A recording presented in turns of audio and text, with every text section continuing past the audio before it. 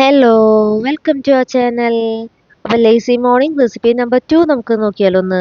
അപ്പോൾ ഒരു സൺഡേ ഉണ്ടാക്കിയ റെസിപ്പി ആട്ടത്. വീട്ടിൽ ഞാനും ഹസ്ബൻഡും മാത്രമേ ഉണ്ടായിരുന്നുള്ളൂ. രാധക്കുട്ടിയും അച്ചാച്ചനും അമ്മാമ്മയൊക്കെ കൂടെ അമ്പലത്തിൽ പോയിരുന്നു. അപ്പോൾ സൺഡേ എനിക്ക് പൊതുവേ നല്ല മടിയാ. അന്ന് കാലത്ത് നല്ലോണം അത്യാവശ്യം ലേറ്റ് ആയിട്ട് എണീറ്റു. അങ്ങനെ എണീറ്റ പാടെ അടുക്കളയിൽ വന്ന് നിൽക്കുന്ന കോലാണ് ഈ കാണുന്നത്. ഉറക്കച്ചടവ് കാരണം മുഖമൊക്കെ ചീർത്തിരിക്കുന്നത് കണ്ടില്ലേ. അങ്ങനെ വന്ന് ഫ്രിഡ്ജ് തപ്പി നോക്കിയപ്പോൾ ഒരു 3 മുട്ട കിട്ടി. പിന്നെ അത് കഴിഞ്ഞ് അടുക്കളയിൽ നന്നായിട്ട് ഒന്നും കൂടി വരുന്നത്. ഇപ്പോൾ തലേ ദിവസം അമ്മ ഉണ്ടാക്കി വെച്ചാൽ നല്ല അടിപൊളി ചിക്കൻ കറി ഇരിക്കുന്നത്. അപ്പം പിന്നെ വേറെ ഒന്നും നോക്കിയില്ല, അതിൽ നിന്ന് കുറച്ച് ഗ്രേവി എടുത്ത് മുക്കിയെടുത്തു. നമ്മളങ്ങനെ ഈ ഗ്രേവിയും മുട്ടയും കൂടിയിട്ട് മിക്സ് ചെയ്യാണ് ചെയ്യുന്നത്. ഗ്രേവിയുടെ കൂടെ 1-2 പീസും കൂടി അതിൽ പെയ്തോ അതൊന്നുമില്ല കേട്ടാ. 2 പീസ് ചിക്കൻ എടുത്തിട്ട് ഒന്ന് പിച്ചിട്ട് കൊടുക്കാണ്. ചിക്കൻ കറിയുടെ ഗ്രേവി ആയതുകൊണ്ട് തന്നെ നമുക്ക് ഇനി അധികം സംഭവങ്ങളൊന്നും ചേർക്കണം. നമുക്ക് വേണമെങ്കിൽ കുറച്ച് കുരുമുളകും ആവശ്യമുണ്ടെങ്കിൽ മാത്രം ഒരു പച്ചമുളകും ചേർക്കാം.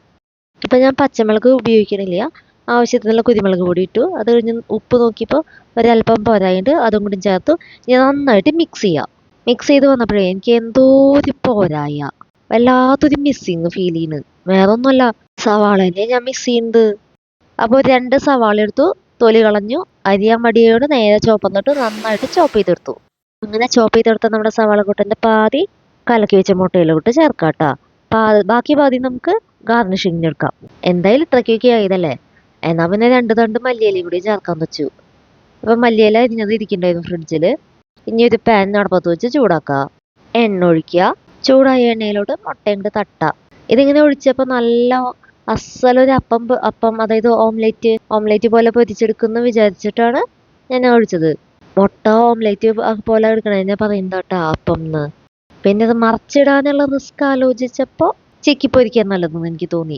എന്തായാലും ഞാൻ മറിച്ചിട്ട് കഴിഞ്ഞത് പീസ് ആവുള്ളതാണ്. എന്നാൽ പിന്നെ അത് ചിക്കി പൊരിക്കുക, അതായത് സ്ക്രാമ്പിൾ ചെയ്യുക. അപ്പോൾ ഞാൻ അത് സ്ക്രാമ്പിൾഡ് എഗ്സ് ആക്കാൻ പോവാം. നന്നായിട്ട് ചിക്കി എടുത്തു. അങ്ങനെ ചിക്കി എടുത്ത മുട്ടയിലോട്ട് നമ്മൾ ഡെക്കറേഷന് എന്തെങ്കിലുമൊക്കെ ഡെക്കറേഷൻ വേണ്ടേ, എന്തെങ്കിലും വീഡിയോ എടുക്കില്ല ഡെക്കറേഷനായിട്ട്. കുറച്ച് പച്ച സവാളയും മല്ലിയിലയും നാരങ്ങയും പച്ചമുളകും വെച്ചു. അല്പം നാരങ്ങയും ഈ പച്ചക്കുള്ള സവാളയും കൂടി ചേർത്ത് കഴിക്കണം കേട്ടോ, അപ്പോഴതിൻ്റെ ടേസ്റ്റ്. അത് കഴിഞ്ഞിട്ട് നമ്മുടെ പാക്കറ്റ് ചപ്പാത്തി മേടിച്ച് ചുട്ടു. അതായത് കൂടെ ഇങ്ങോട്ട് കൂട്ടി കഴിച്ചു. ദോശമാവ് ഇരിപ്പുണ്ടെങ്കിൽ ദോശയുടെ കൂടി നമുക്ക് കഴിക്കാം കേട്ടോ. അപ്പോൾ അതെ ആദ്യത്തെ വായ ഞാൻ കഴിച്ചു നോക്കാം, കൊള്ളാട്ടാ. തലേദിവസത്തെ ചിക്കൻ ഗ്രേവി ബാക്കിയുണ്ടെങ്കിൽ അത് ഹാഫ് കുക്കഡ് ചപ്പാത്തിയൊക്കെ വെച്ച് നമുക്ക് പെട്ടെന്നൊരു 10-15 മിനിറ്റിൽ തട്ടിക്കൂട്ടി എടുക്കാൻ പറ്റിയ സംഭവമാണ്. അപ്പോൾ എല്ലാവരും ഇത് ട്രൈ ചെയ്ത് നോക്കിക്കോളൂ കേട്ടോ. അപ്പോൾ എല്ലാവരും ഇത് ഉണ്ടാക്കി നോക്കിയിട്ട് അഭിപ്രായം കമന്റ് ബോക്സിൽ പറഞ്ഞോളൂ കേട്ടോ. അപ്പോൾ എല്ലാവരും എൻ്റെ ചാനൽ സബ്സ്ക്രൈബ് ചെയ്യുക, കമൻറ്റ് ചെയ്യുക, പിന്നെന്താ വീഡിയോ ലൈക്ക് ചെയ്യട്ടെ. അപ്പോൾ അത്രയേ ഉള്ളൂ. Tata, bye bye.